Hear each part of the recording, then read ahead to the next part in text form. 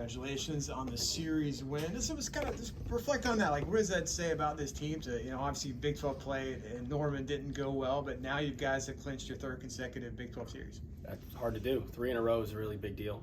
It doesn't matter what conference you're playing in. Winning 3 conference series in a row takes a lot. It takes a whole team. Tonight, for example, we had Sonny go down, and DK had to step in there and do a great job behind the plate, and only had 5 hits. We had to manage to string things together, find a way to get it done. Never easy, but I'm really proud of the way we handled it. And like you said, 3 in a row is a really big deal, and we're hoping to just keep that going. Got the game-winning RBI there in the bottom of the 6th. Can you take us through that at bat there? Yeah, I went up there looking for a fastball. I'd got beaten on some fastballs earlier in my at-bats, and so looking to go up there and hit a fastball hard. I didn't really get any. Went with a lot of change-ups, off-speed stuff early.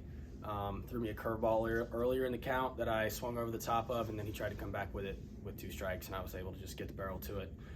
Stay short, hit it to the right side, hit the ball hard, good things happen, and so I'm glad it worked out.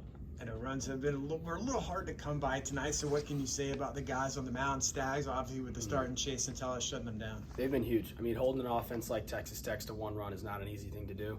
I know they haven't, beat the cover off the ball the last couple days, but that's a very potent and competent offense. And our guys have done a fantastic job from last night to tonight, and now we're fully loaded in the pen going into tomorrow, so really confident about what they can get done. This is only your 3rd time this season, but in the DH position. What's it kind of like to be in that position? Obviously, you've batted before, but this time you don't have to worry about going out in the field again. It's really different than catching. Catching, obviously, you're involved in every single pitch all the time, and so it's a lot easier to stay locked in when you're catching. When you're DH, you have to find ways to go up there, stay locked in for your at-bat, and then come back and sit down for 45 minutes to an hour, and then come back out and get ready to hit a 93-mile-an-hour fastball again. And so I'm newer to this role. Like you just said, I haven't DH'd a ton in the past, but I really enjoy it. Getting to go up there and do some damage for my team, help the guys out is awesome. And so hopefully I can continue to have some success in the future in that role. That's interesting. I was about to ask you, had you done that in other places you've been, but I guess not. DH is pretty new to you, right? Yeah, I've had a couple DH starts in other places, but a lot of the time in the past I've been on teams where we basically only had 2 catchers, and so you can't have it would usually be me and the other catcher DHing, and you can't have a catcher and DH if one guy gets hurt, you're in trouble. And so it usually just didn't work out that I was in the DH spot very much, but now because we're so deep at the catching position, it opens up a lot of opportunities.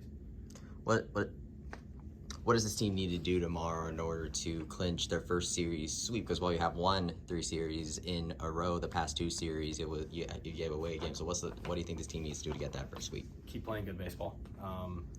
I feel like we've played very fundamental baseball the last 2 days. I think there's more in the tank offensively.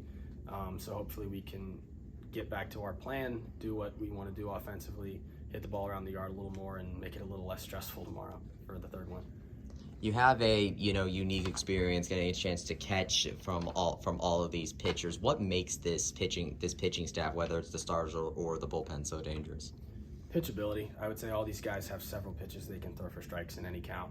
And regardless of if you throw 100 or 90 or 85, whatever, if you can throw several pitches in any count for strikes, it's hard on hitters to have success. Our pitching coach talks a lot about execution and getting things done all the time. And so our staff does a great job of mixing stuff up, making it hard on hitters. Top to bottom, they're really consistent, and they're very dangerous for sure. You have an interesting actually point of view with your new pitching coach. What has it been like working with him, considering like you're not a pitcher, but you are receiving the pitches that they give? I love working with him. Like you said, I'm not a pitcher, but catchers always work very closely with pitching coaches, making plans on how to beat hitters, and he's made it very easy. I love working with him and our pitchers. It's one of my favorite things to do here is to just come in and get to work with those guys every day. Couldn't say more about the job he's done. Appreciate it. Best luck tomorrow. Congrats. Thanks.